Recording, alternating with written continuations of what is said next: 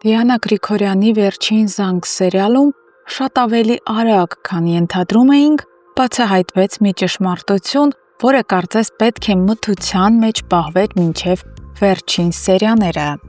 Ավակն անկարող եղավ երկար լռել և առանց երկար մտածելու Հենրիին հայտնեց դստեր Անգելինայի հղիության մասին։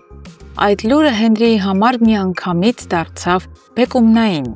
Սկզբում նրա սրտում պայթեց անսահման ուրախություն, մի հույս, որ դեռ կարող է ամեն ինչ վերականգնվել։ Սակայն հաջորդ իսկ վայրկյանին այդ երջանկությունը փոխվեց վրդովմունքի ու դառնացած զայրույթի։ Ինչպես կարող էր այդքան կարևոր, կյանք փոխող լուրը ստանալ ոչ թե հենց Անգելինայից, այլ երրորդ անձից, ավագից։ Հենրին, վրդովված ու սրտում մի ամբողջ խառնաշփոթ զգացմունքների փոթորիկով, միանգամից գնաց Անգելինայի մոտ պատասխաններ ստանալու ակնկալիքով։ Իսկ այն, ինչ լսեց, կտրեց նրա խոսելու ունակությունը։ Անգելինան խորը ցավով լցված ասաց, որ լռել է, որովհետև սարսափել է, որ շախունցները, Հենրիի ընտանիքը կարող են խլել իր երեխային, ինչպես տարիներ առաջ խլել էին իրեն մորից։ Այդ բացատրությունը ցնցեց Հենրիին ավելի, քան ցանկացած վիրավորանք կամ մեղադրանք։ Նա լուռ դուրս եկավ այդ տնից, կշռելով անցյալը, ներկան և այն ապագան, որը կարծես անդառնալիորեն փշրված է։ Հենց այդ պահին նա ամբողջությամբ գիտակցեց. իր կյանքի ամենամեծ դժբախտության արմատը եղել է նրա հայրը՝ Միքայելը,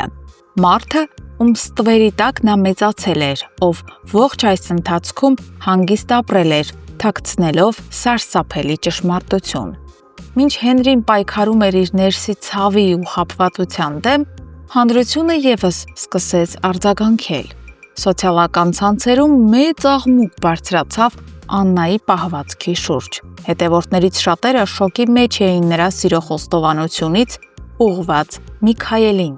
Բազմաթիվ մեկնաբանություններում մարդիկ բացահայտ անհավատություն էին արտահայտում այն փաստի նկատմամբ, որ Աննան կարող էր սիրել այն մարդուն, ով տարիներ առաջ գողացել էր իր երեխային, մահացած էր հայտարարել նրան և 25 տարի ապրել էր այդ սարսափելի հանցանքի խաղաղ հետևանքների մեջ։ Շատերի համար այդ պահը դարձավ դավաճանություն Սոսի հանդեպ, մարդու, ով իր ողջ էությամբ սիրել էր Աննային։ Սակայն, ինչպես ցույց տվեց ժամանակը, այս պատմության առանցքում մեկ ուրիշն էր՝ Լիլիթը, վրեժխնդրության և կործանման մարմնավորում։ Նա դարձավ բոլոր ցավերի ելակետը, բոլոր վշտերի ծագման կետը։ Լիլիթի կերպարը անկասելի էր իր մութ բնույթով, բայց այս ամենի վերջում նաև հենց նա էր դառնալու վերջակետը։ Շուտով նա հանդարտվելու է, անդառնալի, վերջնական ու հավիտենական հանգստությամբ։ Նրա ճակատագրական ավարտը սպասվում է վերջին սերիաներում։